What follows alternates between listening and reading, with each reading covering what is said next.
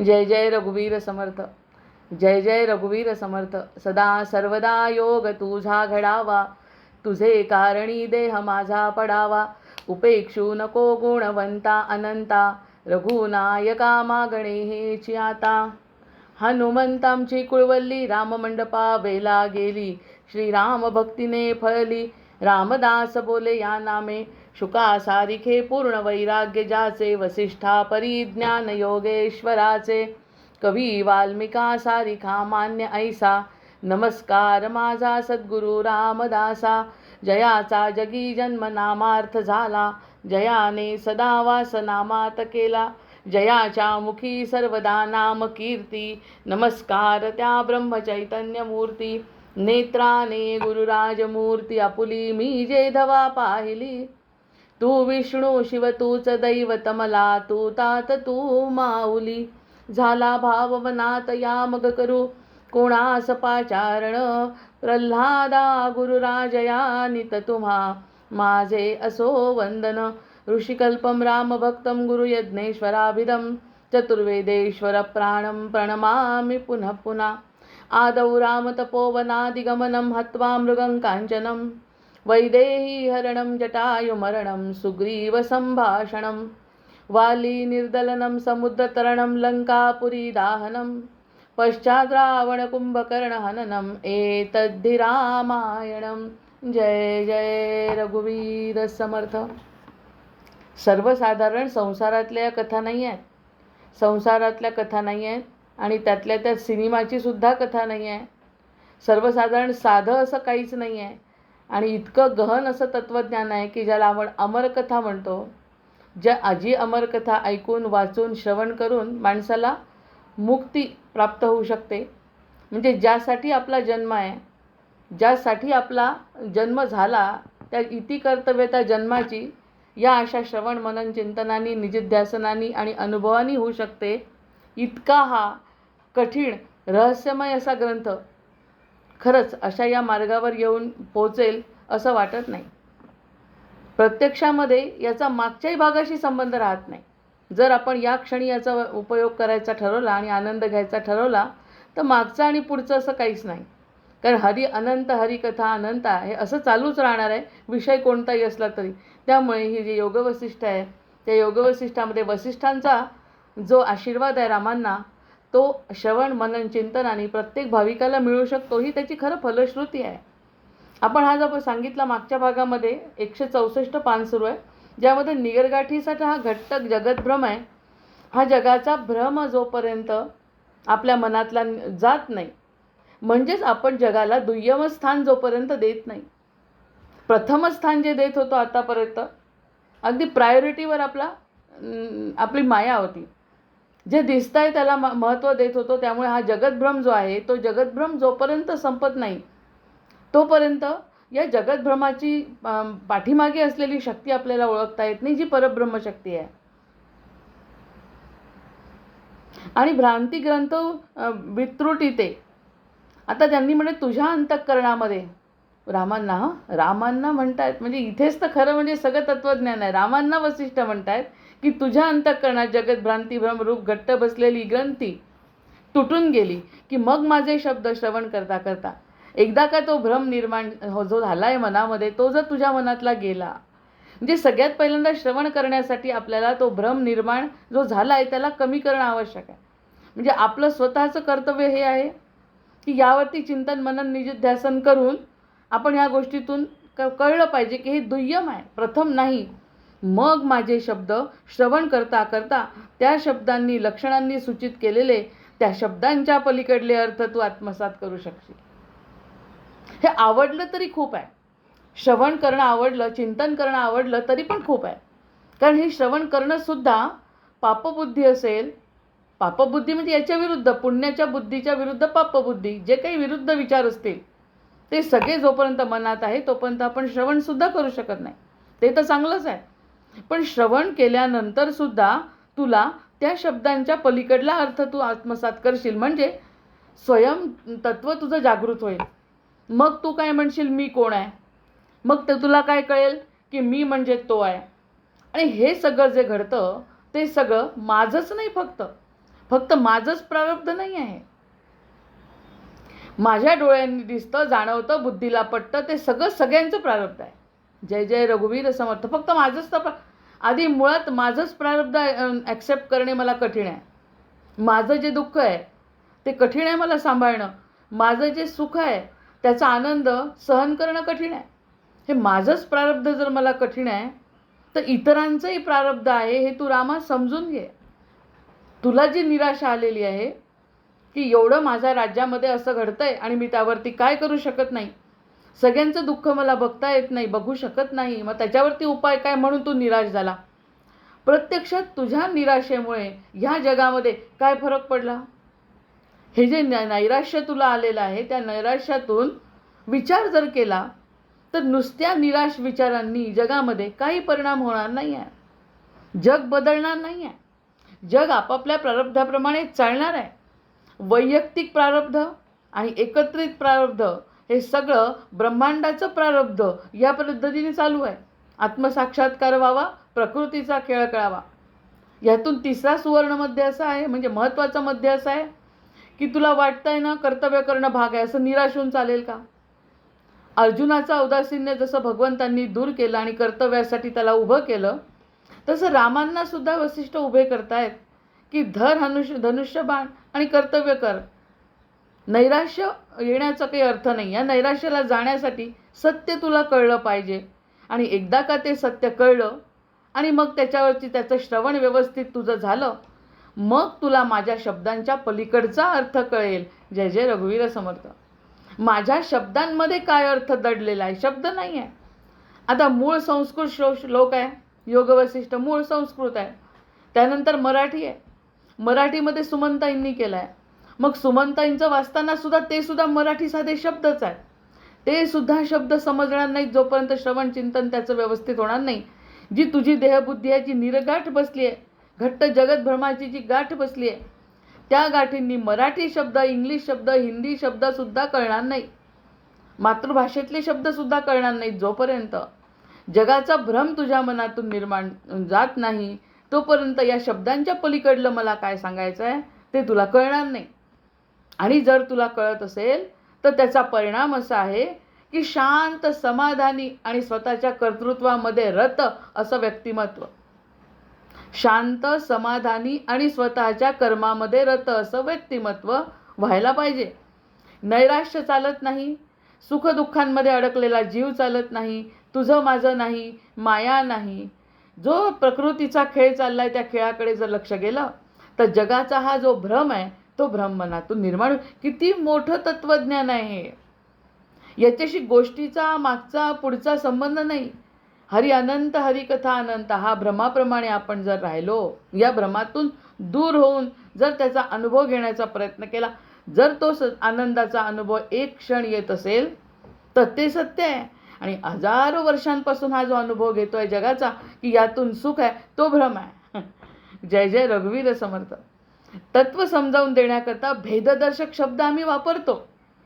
ते म्हणतात हे तत्व समजण्यासाठी भेददर्शक शब्द देवांच्या शब्द संस्कृत भाषेत वापरला. देव शब्द देवांची भाषा त्याच्यात वापरला. हिंदी वापरतो, मराठी वापरतो. या सगळ्या मराठी निरूपणातून सुद्धा एक इंग्लिश व्यक्ती असं म्हणाला की मला आत्मसाक्षात्कार झाला. असा माझा एक मित्र होता साऊथ आफ्रिकेचा. गेला बिचारा. तो म्हणायचा की मला खूप आनंद मिळतो. म्हणजे या भाषेचा कुठे संबंध आला? जमलं तर थोडंफार इंग्लिशमध्ये समजावून सांगायचा प्रयत्न करायची, कारण इतकं मोठं तत्त्वज्ञान सांगायचं म्हणजे वेळ कमी असायचा, पण तरी त्याला आनंद मिळायचा. तो म्हणायचा मला शब्दांशी काही घेणं देणं नाही. तुम्ही जे सांगताय ना ते मनापासून पटल्यासारखं वाटतंय, म्हणजे मागच्या जन्मीचे संस्कार जागृत झाले आणि त्याला ते पटलं. आणि ज्याला ते पटलं त्या ठिकाणी भाषेचा प्रश्न येत नाही, ज्ञानाचा प्रश्न येत नाही, कशाचाच अडथळा येत नाही. असं ते युनिव्हर्सल ज्ञान आहे. आणि ते ज्ञान प्रत्येकाच्या हक्काचं आहे. आपण मतदानाचा अधिकार सांभाळतो आणि करतो मतदान, हा माझा हक्क आहे. आपला महत्त्वाचा हक्कच आपण विसरतो की मी कोण आहे हे ओळखण्याचा. मतदार यादीमध्ये नाव येण्यामध्ये माझं हे माईक स्वरूप दिसणार आहे. माझं स्वतःचं स्वरूप जर मला ओळखायचं असेल तर हे कळायला पाहिजे. मग या सगळ्या गोष्टी जर कळल्या तर मग हे भेददर्शक शब्द मी वापरतो कारण माझ्या या वेगवेगळ्या कृत्या आहेत. ह्यांनी समजेल, त्यांनी समजेल.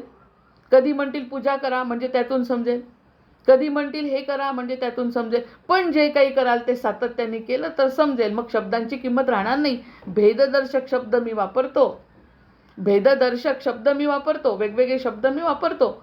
पण ते शब्दसुद्धा थिते पडतील जेव्हा मला माझ्या शब्दांच्या पलीकडलं तुला कळेल. आता या सगळ्या चिंतनामध्ये काय ज्ञान दिलं? विचार केला तर ज्ञान हे देणं घेणं हे शांतपणेच होत आहे. काय दिलं मी बोललो नाही, काय घेतलं मी माहीत नाही, पण आनंद मिळतो आहे ना, बस महत्त्वाचं आहे. म्हणून शब्द जिथे संपतील अशा पद्धतीचं चिंतन व्हायला पाहिजे. आणि पुढे पुढे जाऊन ते चिंतनसुद्धा राहणार नाही, फक्त आनंद राहील. आणि ती स्थिती माझी आहे. मी अवतारांमध्ये किती त्रास घेतला, सहन केला, मग त्या अवतारांच्या त्रासामध्ये मी स्थिर होतो की नाही? कृष्ण म्हणतोय जन्मापासून त्याच्या जीवनामध्ये त्रास आहे, पण तरीही परोपकार करत करत त्यांनी त्यांचं आयुष्य जगलेच ना. आणि जगल्यानंतर त्या दुःखाकडे त्यांनी कधीही लक्ष दिलं नाही. ह्या त्यांच्या लीला, या काय फक्त लीला आहेत का, इतिहास आहे का? नाही. त्याच्यातून शिकण्यासाठी मार्गदर्शक तत्व आपल्याला मिळणार आहे. ज्या ठिकाणी त्यांनी म्हटलंय हे शब्द असे वेगवेगळ्या पद्धतीने आपल्यासमोर मांडण्याचा प्रयत्न प्रत्येक साधू संत सज्जन करतात, की जीवाचं कल्याण हा एकमेव उद्देश आहे. मग कल्याण करी रामराया हे जर म्हटलंय वचन आपण, तर त्या वचनाप्रमाणे आपण जर मनापासून प्रार्थना केली तर भगवंत कल्याण करणार आहे. करुणाष्टक आहे ते. करुणाष्टकामध्ये जो भाव आहे त्या भावाप्रमाणे शब्दांना किंमत न राहता मनापासून म्हटलं कल्याण करी रामराया, तर रामराय कल्याण करतील. कसे कल्याण करतील ते? कारण त्यांनी वसिष्ठांचा अनुभव घेतलाय आणि तसं जीवन परब्रह्म असून सुद्धा जगलोय. तसाच आपल्यामध्ये मूळ परब्रह्माचं तत्व आहे आणि त्या तत्वाला अनुसरून जाणून जर आपण दैहिक आपल्या स्वतःचे विचार सोडले आणि जगलो तर ते तत्व अजरामर तत्व आपणच आहे याचा शोध लागतो. अन्यथा मायेमध्ये रमून जर आपण घेतलो तर आपल्याला काहीही साध्य होत नाही, ना स्वतःला ना इतरांसाठी. मग आता यावर रामानं शंका विचारली पुन्हा, की भगवान आपण प्रत्येक वेळी त्या परम कारणापासून आत्म्यापासून हे जग निर्माण झालं असं म्हणता. तस्मात् वा एतस्मात् आत्मनः आकाश संभूतः अशी उपनिषदांची सुद्धा श्रुती आहे. तर येथे आत्म्यापासून प्रकाश, आत्म्यापासून आकाश, आकाशापासून वायू असा पंचमी विभक्तीचा उपयोग केला आहे. त्या अर्थी त्या ब्रह्मापासून आकाश वेगळे आहे असा अर्थ होत नाही का? पंचमी विभक्ती वापरलाय माझं आकाश. जर म्हटलं की आत्म्यापासून आकाश, पासून आत्म्यापासून आकाश, आकाशापासून वायू, वायू असे जर विचार केले तर यामध्ये ते आणि ते वेगळं नाही का? माझ्यापासून आकाशापासून ब्रह्म, आकाशापासून वायू असं वेगळं नाही का? हे वेगळा अर्थ नाही का निघत? तुम्ही जर म्हणता मीच अंतिम आहे तर माझ्यापासून निर्माण झालेला आहे तर त्याचा मग याचा वेगळा आहे असा अर्थ होत नाही का? तुम्हीच म्हणताय ना. यावर वसिष्ठांनी तत्काळ रामाच्या शंकेचे निवारण केले, की रामा, जसे कारण आणि त्यापासून निष्पन्न झालेले कार्य, धनी आणि सेवक, हेतू म्हणजे ज्यापासून अनुमान केले जाते ती खूण आणि ज्यावरती खूण चिन्ह असते ते हेतुमान, अवयव म्हणजे घटक आणि अवयवी अर्थात त्याला धारण करणारा, उत्पत्ती आणि विनाश, ज्ञान आणि अज्ञान, अन्वय म्हणजे संबंध जोडणे, समावेश करणे, बेरीज करणे आणि व्यतिरेक म्हणजे अभाव, वेगळे काढणे, वजा करीत जाणे. आता हे सगळे एखादी गोष्ट आहे त्याच्यामध्ये वाढवणे आणि कमी करणे या संकल्पना आहे. सुख आणि दुःख अशा सर्व परस्पर संबंध माझ्या जीवनामध्ये ज्या काही घटना करतात त्या एक तर सुखमय असतात, एक तर दुःखमय असतात, पण निर्माण तर माझ्यापासून होतात. त्या आपोआप सुख आणि दुःख असे तरंगत नसतात. मला वाटतं हे सुख आहे, मला वाटतं हे दुःख आहे, हाच तर संबंध आहे. मी नसेन तर हे सुखही नाही, मी नसेन तर हे दुःखही नाही. माझ्याशी संबंधित आहे म्हणून ते वेगळं वाटतं. त्यांनी प्रश्न विचारला ना, की आकाशापासून वायू, तर आकाश आणि वायू वेगळे का? हो, वेगळे आहे. पण मी आहे म्हणून माझं सुख आहे, मी आहे म्हणून माझं दुःख आहे. तसं आकाश आहे म्हणून वायू आहे, आकाश आहे म्हणून वायू आहे. वायूचं स्वतंत्र अस्तित्व नाही, सुखदुःखांचं स्वतंत्र अस्तित्व नाही. कशाला? हे तर जन्ममृत्यूचं सोडून दिलं. सुखदुःखाला मला जे सुखाचं वाटतं ते इतरांना दुःखाचं आहे, मला जे दुःखाचं वाटतं ते इतरांना सुख देणारं आहे. मग हे जर सगळ्या संकल्पना अशा आहेत तर मी आहे म्हणून सुखदुःख आहे हे समजेल. मुळात सुखदुःख या संकल्पना नाही, अस्तित्व आहे ना, काहीतरी अस्तित्व आहे म्हणून या सगळ्या गोष्टी आहेत. स्थिरता सुद्धा अस्तित्वाचा गुण आहे. हा तिसरा गुण लक्षात आला पाहिजे की या सुखदुःखामध्ये जो स्थिर राहू शकतो साधू संतांसारखा, ते म्हणजे स्वतःचं खरं अस्तित्व ओळखणे. प्रत्यक्षात बदलणाऱ्या अस्तित्वाला जो सुख आणि दुःख मानतो तोच तर भ्रम आहे. जबरदस्त तत्वज्ञान आहे. सुख आणि दुःख या सर्व परस्पर संबंध पण विविध वस्तूंच्या कल्पना आणि तत्व समजावून देण्याकरता केल्या जातात, कराव्या लागतात. हे जे तुला दुःख वाटतं ते दुःख नसून सांगावं लागतं हे दुःख या कल्पना आहेत सगळ्या. प्रत्यक्षात तू जर ह्या दुःखाला सुख मानू शकला, या दुःखावर पाय ठेवलं कालिया मर्दन जसं भगवंतांनी केलंय, अहंकारावर कालियाच्या जसा पाय ठेवला तसा जर तू सुखदुःखावर स्थिरपणे उभा राहू शकला तर बाकी मग. म्हणून आम्ही हे सगळं सांगतो की हे सगळं वेगळं आहे आणि ते वेगळं आपल्याशी संबंधित नाही आहे. उपदेशाकरता वस्तू वेगळ्या म्हणून सांगितल्या जातात, कारण त्याशिवाय ज्यांच्या अंतःकरणात भेदबुद्धी दृढ होऊन बसली आहे, कारण ही जी भेदबुद्धी आहे ना ती दृढ होऊन बसली आहे. हे दुःख म्हणजे माझं आहे, माझं म्हणजे मी नाही, ही सगळ्यात मोठी संकल्पना लक्ष ठेवली पाहिजे. मी म्हणजे मीच आहे, माझं म्हणजे मी नाही. जय जय रघुवीर समर्थ. माझं काहीही असलं तरी मी नाही, मी मूळ वेगळाच आहे. मी आहे म्हणून माझं आहे, कळतंय का? मी आहे म्हणून माझं आहे, मी नसेल तर माझं काय? अस्तित्व तर प्रत्येकाचं असणार आहे. नैनम छिन्नंती शस्त्राणी, ना तो मरू शकत ना आत्मा मरू शकत. पण माझं जिथे म्हणतो तिथे मर्यादा येतात ना. माझा हात, माझं कुटुंब, माझा पाय, माझा देह, माझं ज्ञान, माझी बुद्धिमत्ता, माझी प्रसिद्धी, हे सगळं माझं आहे, मी नाही आहे. हे सगळं माझं एका कॅटेगरीतलं. म्हणजे जाणे ब्रह्म जाणे माया. ब्रह्म म्हणजे काय कळलं तर माया म्हणजे काय ही त्याची आहे, तो नाही आहे. जय जय रघुवीर. सगळ्यात मोठा संकल्पना आहे, म्हणजे याच्यावरती काहीच असू शकत नाही. या संकल्पनेच्या व्यतिरिक्त काहीच नाही असू शकत. अंतिम सत्य आहे यात. त्यांनी म्हटलं ब्रह्म आणि माया या दोन गोष्टी आपण मानतो द्वैत, हे खरं द्वैत आहे. जो हे जाणतो हे माया आहे, ही ब्रह्म आहे, हे जो जाणतो तो अद्वैतामध्ये स्वतःच असतो, कारण तो स्वतःचं अस्तित्व घेऊन जन्माला आलाय आणि त्याला माया ब्रह्म समजलाय. जाणे ब्रह्म जाणे माया. मग ही भेदबुद्धी जेव्हा नष्ट होते, भेदबुद्धी नष्ट होते म्हणजे आपल्याला उदास होऊन जंगलात जायचं नाही म्हणून तर योग वसिष्ठ आहे. माझं कर्तव्य करायचं नाही असं शक्यच नाही. अर्जुन त्याचं उदाहरण आहे. हे सगळं जर आपल्याला माहीत आहे तर सोडायचं काहीच नाही आहे. पण संबंध जो जोडतो, भेद जो वाटतो की प्रत्यक्षामध्ये मी असं करतोय ते माझं आहे, ते माझं नाही आहे. यश, कीर्ती, अपमान, सुख, दुःख हे सगळं माझं नाही, हे सगळं प्रकृतीचं आहे. आणि प्रकृती म्हणजे मी नाही, मी पुरुष आहे. पुरुष सूक्तामध्ये स्पष्ट सांगितलं कोण आहे पुरुष. पुरुष म्हणजे मी, ज्याच्यापासून हे सगळं निर्माण झालं. मग मी आणि माझं जे निर्माण झालं आहे ना ते सगळं प्रकृती आहे. प्रकृती महत्त्वाचीच आहे. देहाच्या शिवाय देहात असलेला समजेल कसा. देह नसेल तर आत्मा समजणार नाही. पण आत्मा म्हणजे देह नाही, त्यामुळे मी म्हणजे देह नाही, मी म्हणजे आत्मा आहे आणि माझं जे काही आहे ते सगळं द्वैत आहे. म्हणजे ते बदलणार आहे, परिवर्तनशील आहे. त्याच्याशी माझा काही फक्त तेवढ्यापुरता मर्यादित संबंध आहे. जे काही जीवनामध्ये आलं तेवढं त्याच्यासाठी पार केलं आणि संपलं. त्या व्यतिरिक्त त्याचा माझा संबंध आहे. अंतिम तत्व मी आहे, अंतिम सत्य मी आहे. अरे माझा शोध मला लागतोय. अंतिम सत्य मी आहे. माझा संबंधित जे काही आहे ते सगळं परिवर्तनशील आहे. बापरे. मग अविबोधात अयम वाद ज्ञाते दैतम न विद्यते. आता ते म्हणतात आहे जोपर्यंत ज्ञान झालं नाही, हे ज्ञान जोपर्यंत होत नाही, यावेळेला जबरदस्ती नाही आहे, हे सहज ज्ञान आहे. या ठिकाणी हा जोर का पडतोय शब्दांचा, कारण विषयच तसा आहे. प्रत्यक्षामध्ये विषयच इतका गहन आहे की जे आपण मानत नाही, बुद्धी मानत नाही ना, म्हणून जोर द्यावा लागतो. अन्यथा हे सहज आहे. जसं नदीचं पाणी वरून प्रवाह येतोय आणि खाली आपोआप जातोय, समुद्राकडे वळतोय, ही सहजता आहे. तसं आपलं वर जाणं ही सहजता आहे. पण पुश लावल्याशिवाय आपण वर सरकू शकत नाही. उतार सहज आहे, म्हणजे मायेमध्ये रमणं सहज आहे, म्हणून त्रास आहे. पटतंय का? मायेमध्ये रमणं हा उतार आहे.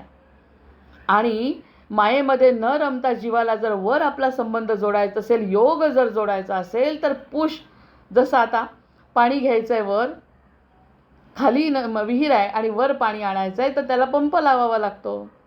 तसा हा सद्गुरूंचा पंप लावावा लागतो, तेव्हा आपले विचार वर जातात. अन्यथा खाली खाली खाली नैसर्गिक प्रवृत्तीने जात राहतात. प्रकृती आहे, नैसर्गिक आहे. खाली राहणे माझा स्वभाव आहे. आणि खाली राहणं थांबवून आणि जर तुला वर जायचं असेल तर पंपाची आवश्यकता आहे. त्याशिवाय खालची जी वृत्ती आहे ती वर जाणार नाही, म्हणजेच कुंडलिनी शक्ती जागृत होणार नाही. कुंडलिनी शक्ती जागृत झाल्याशिवाय विचार ऊर्ध्वगामी जाणार नाही. आणि विचार ऊर्ध्वगामी झाल्याशिवाय तू कोण आहे हे कळणार नाही. तू सारखा इथेच रमत राहशील. प्रकृतीचा नियम कळणे वेगळं, नदी कशी वाहते, ऋतुचक्र कसं आहे हे कळणं अगदी वेगळं आहे. पण ऋतुचक्र करणारा कोण हे कळण्यासाठी नैसर्गिक विचार बाजूला ठेवून आणि आपल्याला ऊर्ध्व विचार करावे लागतील. आणि ते ऊर्ध्व विचार, जसं पाणी खेचण्यासाठी पंप असतो, तसा आपल्या सद्गुरूंनी जे सत्य सांगितलं आहे त्या सत्यावर ठाम विश्वास ठेवणे, त्याशिवाय ते शक्य नाही. अतिशय गोड मला हा आता आपल्याला जो विचार आहे तो उदाहरण पटलं, दृष्टांत पटला, की पाणी नैसर्गिकरित्या खाली जातं, जो दैहिक गुणधर्म आहे. माझ्या देहाला वाटतं मी म्हणजे देह आहे, हा माझा नैसर्गिक गुणधर्म आहे. आणि मी हा देह नाही. माझा योग जर भगवंताशी जोडायचा असेल, परब्रह्माशी जोडायचा असेल, माया आणि ब्रह्म एकत्रच जर जोडायचं असेल, तर सद्गुरू रूपी पंप आवश्यक आहे. मगच तुला कळेल. असं म्हणतात, अभिबोधात अयम वाद ज्ञाते दैतम न विद्यते. जोपर्यंत हे ज्ञान झालं नाही, तोपर्यंतच भेद, वाद, भेद गृहीत धरून बोलणे असं शक्य आहे. भेद गृहीत धरून जो माणूस बोलतो ना, इथले दृष्टांत, नैसर्गिक दृष्टांत, हे सगळे नैसर्गिकरित्या जर आपण करायचं ठरवलं तर पुनरपि जननम पुनरपि मरणसाठी करतो. जन्ममृत्यूच्या फेऱ्यातून जर बाहेर पडायचं असेल तर, परंतु एकदा अद्वैत ज्ञान झालं, ब्रह्म आणि माया, जाणे ब्रह्म जाणे माया, असं जर घडलं तर बाकी सर्व द्वैतभावना निराश पाहून निशब्द असा ब्रह्मानुभव शिल्लक राहतो. किती मोठं तत्त्वज्ञान आहे. रामांना सांगतायत, रामा, सुखदुःखाच्या वर कर्तृत्व भावनेनी तो करणारा तो आहे, असं जर तू म्हणशील, परब्रह्माच्या लीलेच्या अखत्यारीत मी येतो, परब्रह्माच्या लीलेचा निमित्त मात्र मी आहे, परब्रह्म लीलाधारी आहे, त्या लीलेला जर मनुष्याची गरज असेल तर ते काम मी करतो. प्रत्यक्षामध्ये मी असं काहीच करत नाही, कारण मी करू शकत नाही. हे ज्याला ज्ञान होतं त्याच्याजवळ जे शिल्लक राहतं तो ब्रह्मानुभव आहे. काय शिल्लक राहिलं? मी काही करत नाही, त्याचा परिणाम माझा नाही आणि काहीच माझं नाही. कर्तव्य करत असतानाच तो आनंद मिळाला पाहिजे. उदाहरणार्थ, आपण एखाद्या गोष्टीला सुरुवात करत असताना त्याच्या परिणामांकडे जर लक्ष दिलं ना, की ही सुरुवात कशासाठी करतोय, याचा परिणाम असा यावा. मग या ठिकाणी दोन गोष्टी होतात, एक तर चांगला परिणाम येतो, नाही तर वाईट परिणाम येतो. दोन परिणाम तर येणारच आहे. चांगला परिणाम जर आला तर मनुष्य अहंकारी होतो, वाईट परिणाम जर आला तर मनुष्य दुःखी होतो. मग हे दुःखी झालेलंही खरं नाही, सुखी झालेलंही खरं नाही, कारण परिणामांवर अवलंबून ते सुख आहे. जर मी अतिशय आनंदी झाली आणि त्या परिणामांनी सुखी झाली तर तो परिणाम कधीतरी संपतो. याचं एक साधं उदाहरण आपण मागे बघितलं होतं, की 21 वर्ष आपण अनुभव घेतो, अभ्यास करतो, अभ्यास करताना परिणामाचा विचार करतो आणि परिणामाच्या विचाराप्रमाणे जर एखाद्याला त्या परिणामाप्रमाणे नोकरी मिळाली नाही तर दुःख आहे, त्या परिणामाप्रमाणे जर नोकरी मिळाली तर सुख आहे. पण ते नोकरीतून मिळणारं सुख आणि दुःख खोटं आहे, कारण त्यांनी त्यामध्ये आपल्या प्रवासातून आनंद न घेता परिणामांचा आनंद घेतला. परिणामांचा आनंद घेतल्यामुळे तो सुखी झाला, परिणामांचा आनंद दुःख मिळाल्यामुळे तो दुःखी झाला.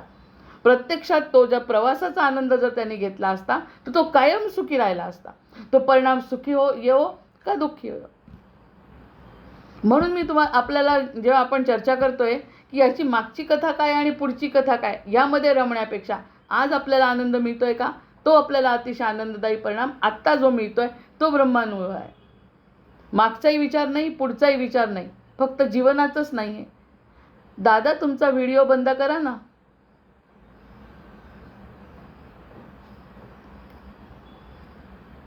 ठवकर दादा तुमचा व्हिडिओ बंद करा ना. हां, तर ह्या ज्या परिणामांचा विचार जर करताना त्या परिणामातून मिळालेल्या आनंदामध्ये जर आपण रममाण झालो, तर बाकी आत्ता या क्षणी जो मिळतोय आनंद तो खरा आनंद आहे. आणि तो खरंच कधी पकडत नाही आपण. हे काही वसिष्ठाचंच वैशिष्ट्य नाही, रामांचंच वैशिष्ट्य नाही, हे क्षणाचं वैशिष्ट्य आहे. क्षण झाला अमर, स्वर्ग नरक कल्पना मनाच्या क्षणात विरला भार. मिलन घडते दोघांचे हीच कल्पना फोल, रहस्य कळते या मायेचे जीवन हे अनमोल.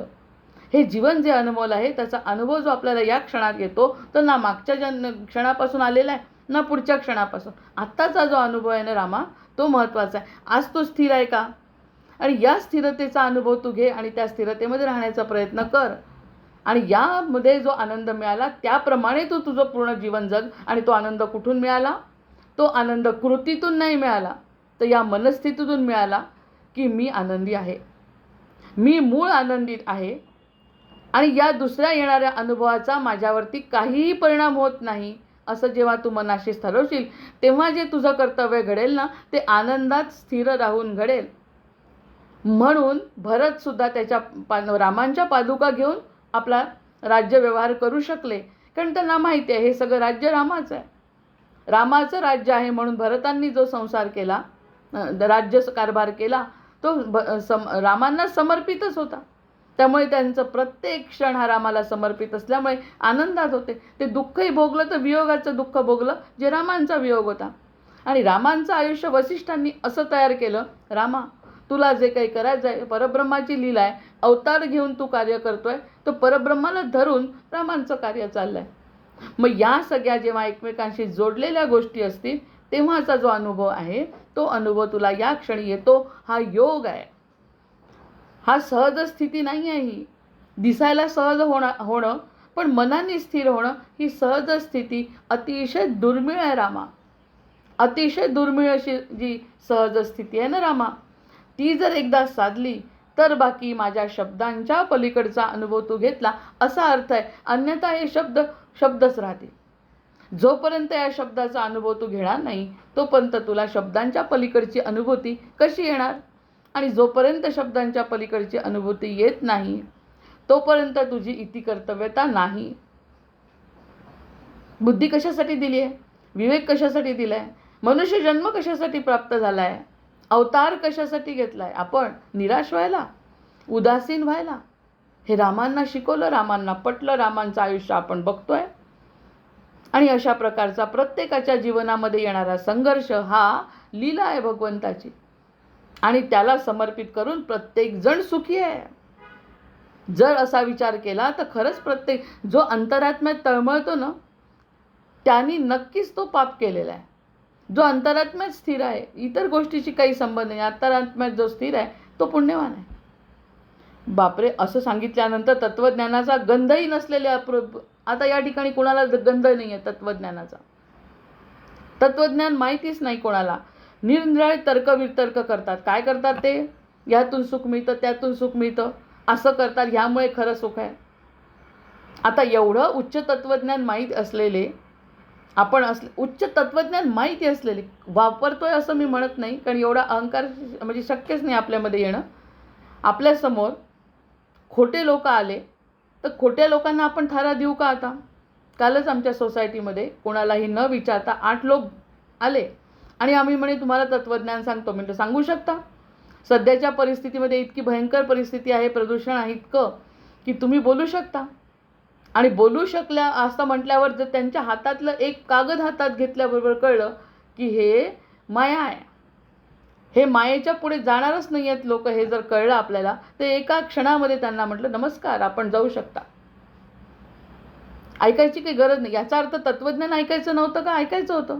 पण कोणत्या लेवलचं तत्त्वज्ञान आहे हे जर कळत असेल तर आपण त्यांना थारा देणारच नाही ना. आणि कशाला लाखो करोडो कथावाचकांच्या समोर लोक बसतात. स्वतः अज्ञानी आहे, स्वतःचं अज्ञान आहे. बिचाऱ्यांनी अज्ञानात त्यांच्याजवळ गेले तर त्यांनी ज्ञानाने त्यांना पूर्ण करायला पाहिजे. ही जबाबदारी त्यांची आहे.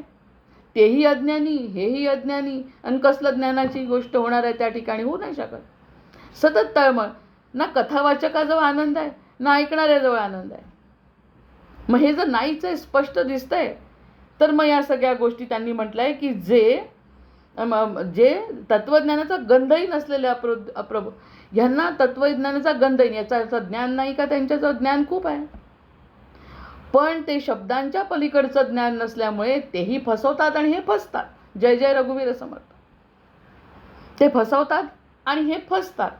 कारण सत्य एवढं स्पष्ट समोर आहे. रामांचं तत्व, राम म्हणजे धर्म, राम म्हणजे सत्य, आणि हे श्रीकृष्ण तिथून घेतात आहे सगळ्या गोष्टी. ज्यांनी जगद्गुरू आहे, कृष्णम वंदे जगद्गुरू, कृष्ण ज्यापासून ज्ञान घेतात असं सखोल सत्य आपल्यासमोर रामांच्या रूपाने असताना या दंभाचारामध्ये जो फसतो त्याला म्हणायचं की अप्रबुद्ध लोक आहे, जे तळमळणारे लोक आहे. पैसा दिला तरी कमी आहे आणि नाही दिला तर भांडण आहे. म्हणजे संबंध प्रकृतीशी आहे. पैसाही सोडून द्या, प्रकृती, मला कौतुक करा, हा जरी वेद असला तरी पैसा जरी त्यांनी घेतला नाही तरी तो मानाचा भुकेला आहे. या सगळ्या गोष्टी प्रकृतीत येतात. हे द्वैत सांगतात आहे ते. त्यामुळे प्रकृतीमध्ये जर एखाद्याला दुःख असेल तर रामा, तू कर्तव्य कर, पण त्या दुःखापासून स्वतः निराश होऊ नको. तुझं नैराश्य स्वतःसाठी ते ठीक नाही.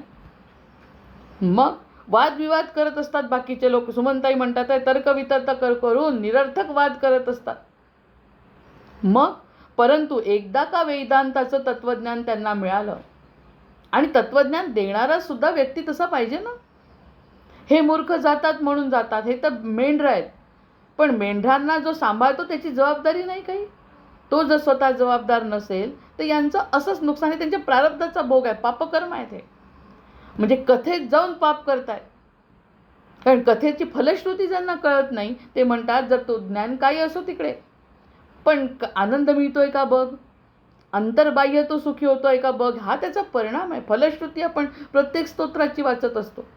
स्तोत्राची फलश्रुती आहे. हे जर स्तोत्र वाचलं तर तुमची बुद्धी वाढेल, तर बुद्धी वाढते का बघा ना.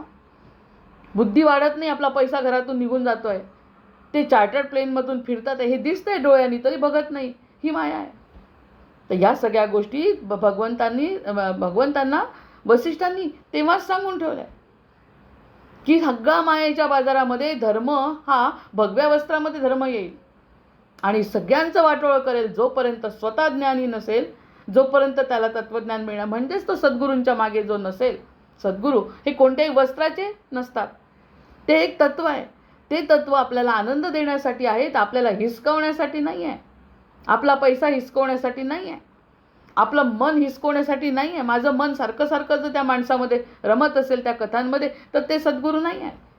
हेही कळत नाही. एवढे सगळे ग्रंथ असून सुद्धा हे कळत नाही, तर मूर्ख ते आहे जे त्यांच्या मागे जातात. कारण ते प्रकृतीचा तो नियम आहे की घसरणे हा प्रकृतीचा नियम आहे. जो पंप सद्गुरू लावतील तेच फक्त वर जातील, अन्यथा हे सगळे घसरत जातील.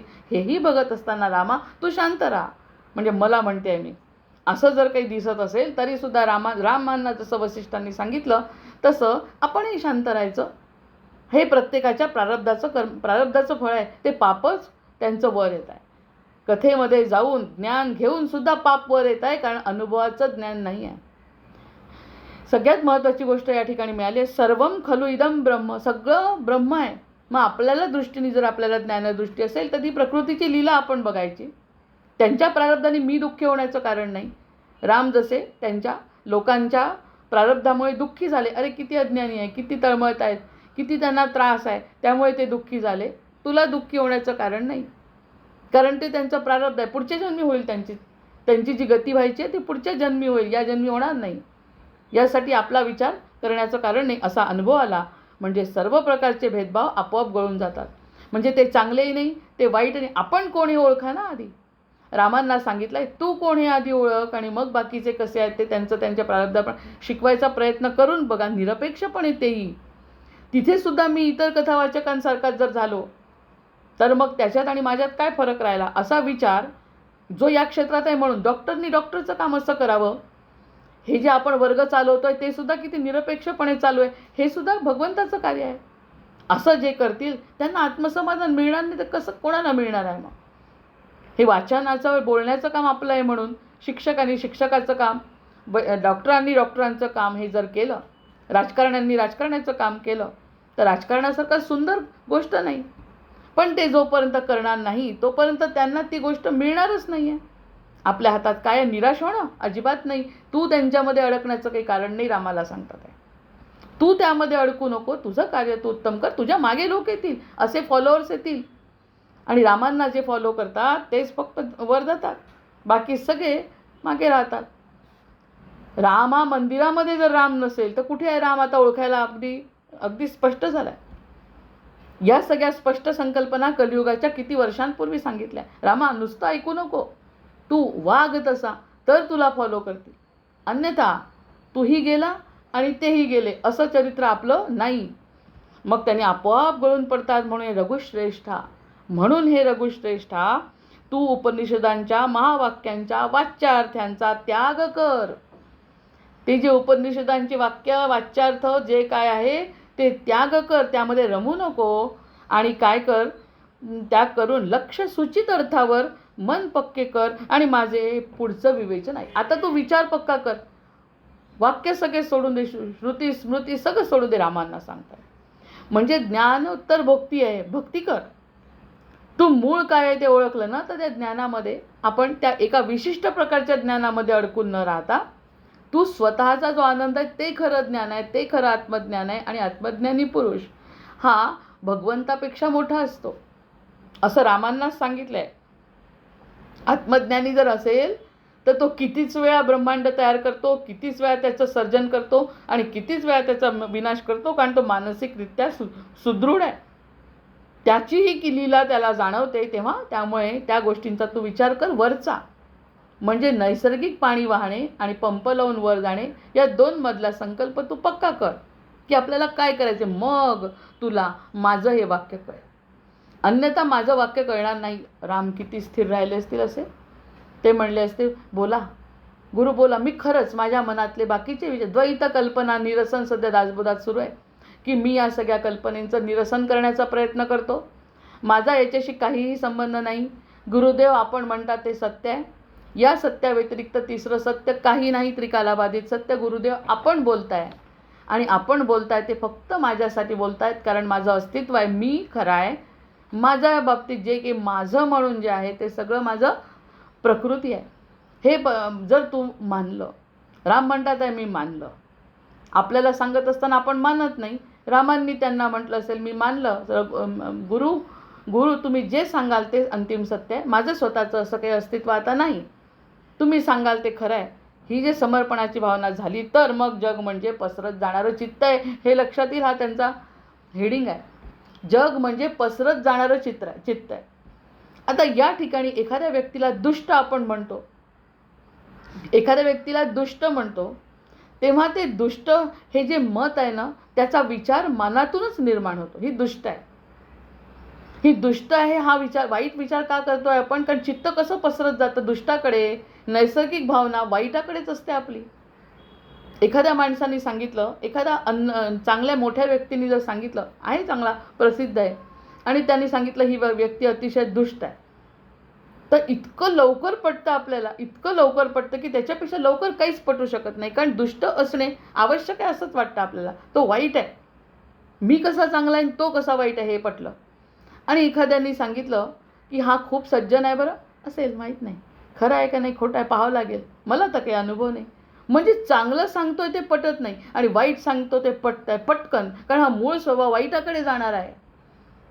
हा मूळ स्वभाव जर गेला तरच जग म्हणजे पसरत जाणारा पसार आहे. म्हणजे ही व्यक्ती वाईट आहे असं जेव्हा आपण म्हणतो तेव्हा आपण वाईट असतो.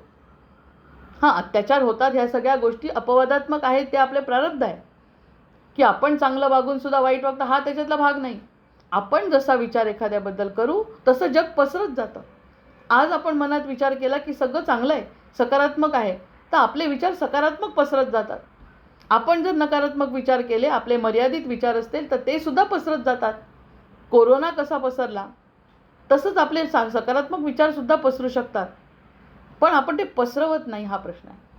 आपण कोरोना पसरतो कारण की वाईट गोष्टी पटकन पसरतात आणि चांगल्या गोष्टी पसरायला वेळ लागतो. दुःख लवकर येतं आणि जाताना खूप वेळ लागतो जायला. त्याचे परिणाम इतके भोगतो आपण की ते लवकर संपत नाही. दुःख जरी संपलं 10 वर्ष त्याचे परिणाम आपण भोगतो. प्रत्यक्षात दुःख संपून 10 वर्ष झाले तरी पण त्यामध्येच आपण रमतो. म्हणजे चित्त हा पसारा नाही का? हा चित्ताचा पसारा नाही का? विचारलं कधी झालं हे सगळं वाईट? 10 वर्ष झाले. मग 10 वर्ष झाले अजूनही त्यातच. दत्त संप्रदायामध्ये एक सांगतात, एक 2 संन्यासी असतात. एक संन्यासी असतो, गुरु आहे आणि त्याच्या मागे शिष्य आहे. गुरु आणि शिष्य जात असा संन्यासी, नैष्ठिक ब्रह्मचार्य असे संन्यासी जात आहेत रस्त्याने जात असताना त्यांना अचानकपणे एक स्त्री दिसते, जिला गरज असते मदतीची, अडकली असते. ती कोणत्या तरी संकटात अडकली, बहुतेक पाण्यात अडकलेली असते. पाण्यात अडकलेली दिसते गुरूंना आणि शिष्याला दोघांना. पण शिष्य ज्ञानात मशगूल आहे. ज्ञान असं आहे की मी नैष्ठिक ब्रह्मचारी आहे आणि मी स्त्रीला हात लावू शकत नाही, हे माझं कर्तव्य विसरतो, स्त्रीला मी हात लावू शकत नाही, ज्ञान आहे त्याला. ज्ञान जे गुरूंनी दिलं ते अगदी ज्ञान आहे की स्त्रीला हात लावायचा नाही, आपण नैष्ठिक ब्रह्मचर्य सांभाळतोय, त्यामुळे स्त्री आपल्यासाठी पाप आहे हे त्याला जाणतंच. गुरु पटकन घेतात त्याला, त्या बाईला खांद्यावर घेतात आणि रस्ता पार करून निघून जातात. निघून गेल्यानंतर गुरु त्या बाईला त्या ठिकाणी सोडतात आणि आपल्या कामाला लागतात. लागली शिष्य अर्थातच प्रश्न विचारणार, गुरु तुम्ही मला नैष्ठिक ब्रह्मचर्याचं ज्ञान दिलं आणि तुम्ही स्त्रीला हात लावला आणि नुसता लावला नाही, खांद्यावर घेऊन एवढा रस्ता पार केला आणि त्या ठिकाणी येऊन तुम्ही त्यांना त्या बाईला ठेवलं. असं त्यांनी जेव्हा शिष्याने विचारलं तेव्हा गुरु त्याला म्हणतात, बाबा रे, कर्तव्यपूर्ती मी केलेली आहे, समोर जे मला कर्तव्य दिसत आहे ते केलं आहे, मन माझं त्या कर्तव्यात नव्हतं. त्यामुळे मन कसं नव्हतं याचा सुद्धा सिद्धांत त्यांनी मांडला. माझं मन जर त्यात असतं तर मी विसरलो नसतो आणि त्याच्या आनंदात की माझ्या खांद्यावर स्त्री आहे, माझ्या खांद्यावर स्त्री आहे असा आनंद घेतला असता, उपभोग घेतला असता आणि मी अजूनही त्याच आनंदात राहिलो असतो. कधी भेटू तिला, काय करू तिला, असं काही नाही. मी कर्तव्य केलं आणि तिला तिथे ठेवलं. तू बाकी अजूनही तिला खांद्यावर घेऊन बसलाय, माझ्याबद्दल चुकीचे विचार करतोय. तुला जे ज्ञान मिळालं त्याचा 1% अनुभव तू घेत नाही, त्यामुळे तू दुःखी आहे, त्यामुळे तू तळमळतोय, त्यामुळे तुला सुख प्राप्त होऊ शकत नाही, त्यामुळे तू सत्य काय ते ओळखू शकत नाही. खाडकन डोळे उघडले त्याचे की आपण जे ज्ञान घेतलं त्याची ताबडतोब त्याचं जे अप्लिकेशन ऑफ नॉलेज आहे ते सद्गुरूंनी करून, म्हणूनच या परीक्षा घेतात. तू मनाने रमलाय त्या बाईमध्ये, ती बाई आहे, अजूनही तू कॅरी करतोय ते ओझं. मग ते म्हणतात आहे, जग म्हणजे पसरत जाणारं चित्त हे खोटं आहे का? जग जसा त्यांनी विचार केला तेच प्रसंग सद्गुरूंच्या बाबतीत आहे. गुरूंनी ताबडतोब विचार न करता, पुढचा मागचा विचार न करता खांद्यावर घेतलाय, सोडून दिलाय, संपला विषय. हा बाकी तेच घेऊन बसलाय, स्वतः न करता. केलं पाप त्यांनी आहे, त्यांनी पाप नाही केलं, ते पुण्यवान आहे, कारण कर्तव्य करत असताना मन त्यामध्ये रमलं नाही. सत्कार्य त्यांनी केलं, त्या स्त्रीला त्या ठिकाणी पोचवून दिलं आणि हा बाकी पापकर्म करतोय म्हणजे मन पाप करतं की नाही, कृती पाप करत नाही हे गुरूंनी शिकवलं आणि त्या बाईनी पाप केलं हे मनाने शिकवलं. पाप मनाने होत आहे, कृतीने नाही. कृती जर चांगल्या हेतूने केली तर सद्गुरूंनी शिकवलंच आहे. असा हा मनाचा विस्तार आहे. आपण जे विचार करू तसा विचाराचाच विस्तार. आज जर सकारात्मक विचार केले या क्षणी सुद्धा इतकं प्रदूषण आपण भारतामध्ये बघतोय, पण भारतासारखं सोन्याची चिडिया, भारतासारखं ज्ञान, भारतासारखी वैभव संपन्न परंपरा कुठेच नाही. ह्या पद्धतीने जर आपण स्वतःला कृतार्थ समजलो तर प्रदूषणांचा परिणाम माझ्यावर होणार नाही. मी माझ्या घरात खरं तशी सुखी आहे. उगाचच आपलं त्यांचं दुःख आपल्या डोक्यावर घेऊन हे तसे वागतात, ते तसे वागतात. प्रार्थना करायची प्रत्येकासाठी, आपण करतोच आहे योगामध्ये सुद्धा. प्रार्थना सतत करायची, पण त्यामध्ये लिप्त होण्याचं काय कारण आहे रामा? आपल्या हातात जे आहे ते कर्तव्य करायचं नाही आणि नुसतं दुःखी व्हायचं, याला काही अर्थ नाही. वाईट आहे, कारण वाईट तुला पटकन दिसणार आहे डोळ्यांनी. डोळा त्यासाठीच दिलाय मी, वैष्णवी माया माझी, त्याच्यासाठी वाईट बघ आणि त्यातून वाईट बघताना सुद्धा जर निरक्षिर विवेक करून जर अरे बघ जीवन सुंदर आहे असा जर तुझ्या मनात एकदा विचार आला ना, तर बघ तुझ्या मनातला सकारात्मक परिणाम नुसता स्वतःभूता राहत नाही, तो असा पसरत जातो. हा सगळा मनाचा विस्तार आता पटला की नाही? हा मनाचा विस्तार आहे रामा. मनाने त्यामध्ये अडकतोय आणि मनाने त्यातून निघतोय. कर्तव्य कृती गुरूंनी केलेली आहे आणि शिष्य त्यामध्ये रमला आहे. मग हे रमणं जोपर्यंत तुझं थांबत नाही, रमणं रामामध्ये पाहिजे. रमणं हे त्याच्या मायेमध्ये नको आहे. मायेमध्ये जो रमला तो पुनरपी जननम, आणि जो माझ्यामध्ये रमला म्हणजे रामांच्यामध्ये जो रमेल तो रमंती, त्याच्यामध्ये जो रमेल त्याचा उद्धार आहे. अशा पद्धतीने जग म्हणजे पसरत जाणारं चित्त. एका ओळीवर आपलं हे चिंतन आहे. पसरत जाणारं चित्त आहे. आपण अतिशय उत्तम विचार पसरले, आपण अतिशय उत्तम विचार केले आणि आपण विचारच केले नाही. विचार करायचे तर नाही, सोडून द्या, पण आपण विचारच केला नाही तर आपण चित्तात स्थिर आहोत की नाही आत्ता?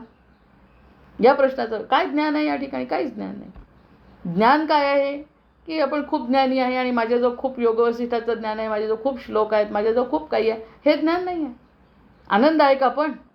हा महत्त्वाचा मुद्दा जर विचारला तर ते ज्ञान ज्याला असेल तो ज्ञानी मला फार आवडतो, की जो माझ्यावरती विश्वास ठेवतो, प्रकृतीचा खेळ त्याला कळतो आणि तो स्वतःमध्ये स्थिर असतो, तो स्वतःचं कर्तव्य करतो पण त्यामध्ये लिप्त राहत नाही. हीच तर भगवद्गीता आहे.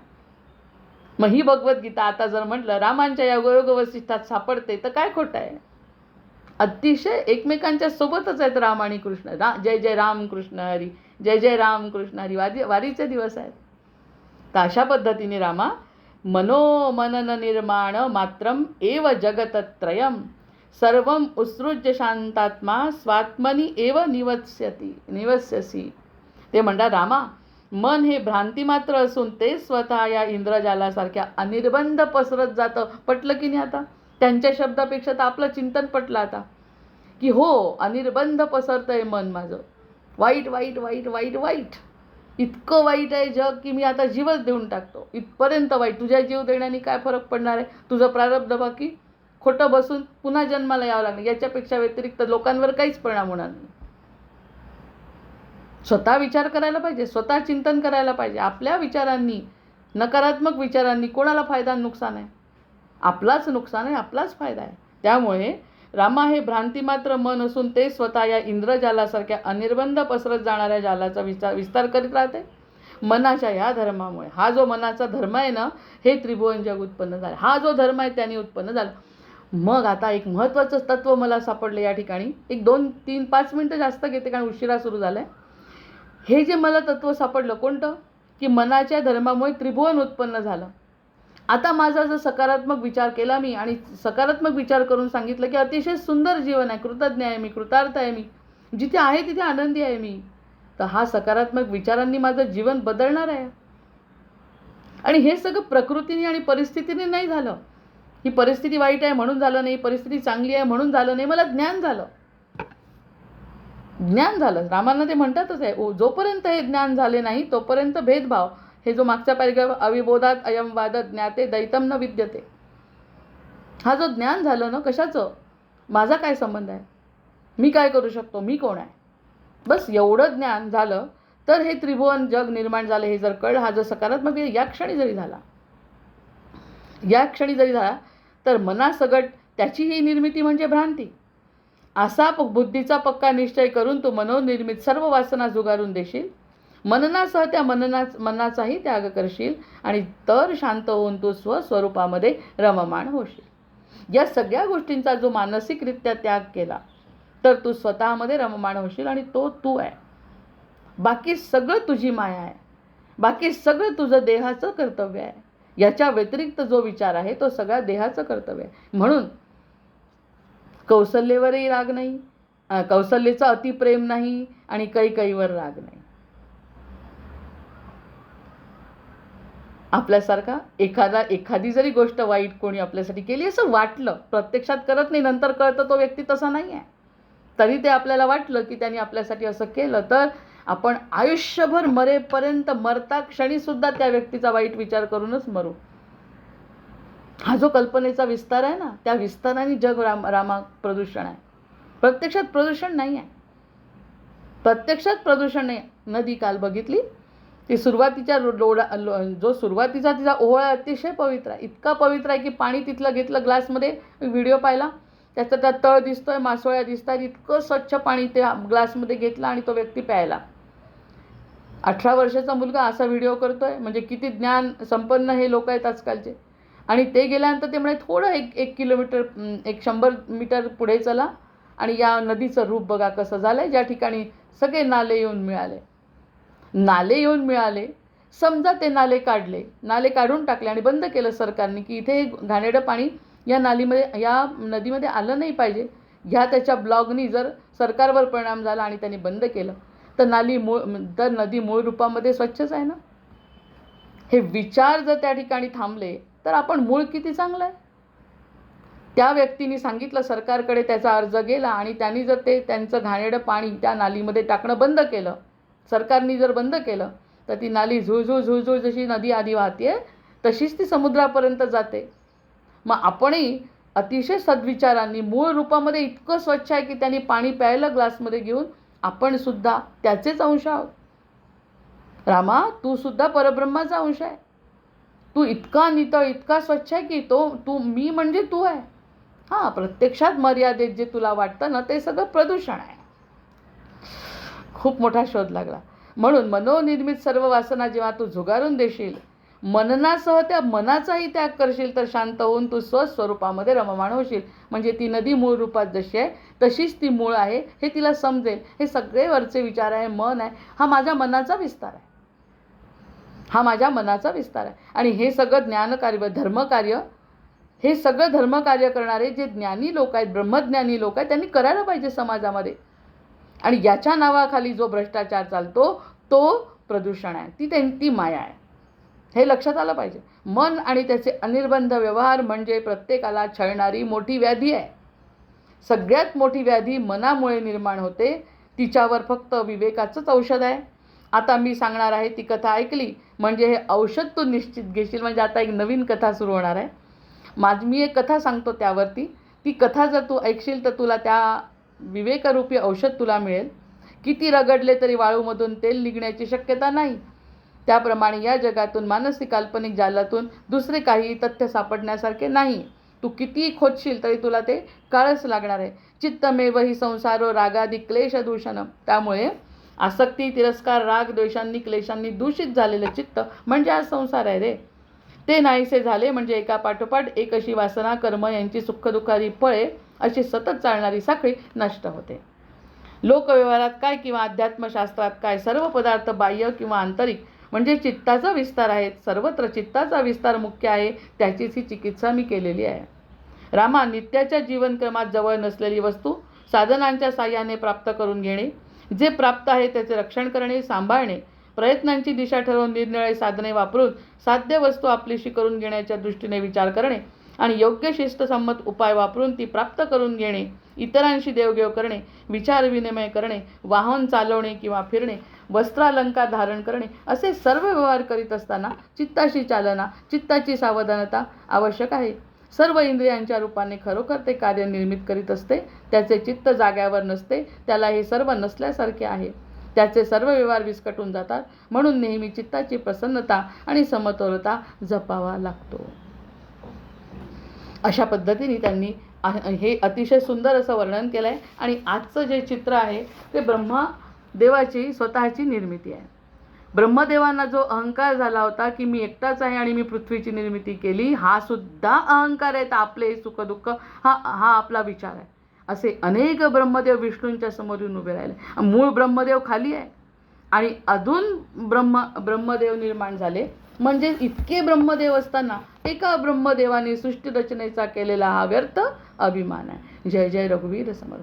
भर्जनं भवबीजानां अर्जनं सुखसंपदां तर्जनं यमदूतानां राम रामेति गर्जनं रामो आवाहनं न जानामि तवार्चन पूजांचैव न जानामि क्षम्यतां परमेश्वर क्षम्यतां परमेश्वर क्षम्यतां परमेश्वर. जय जय रघुवीर समर्थ.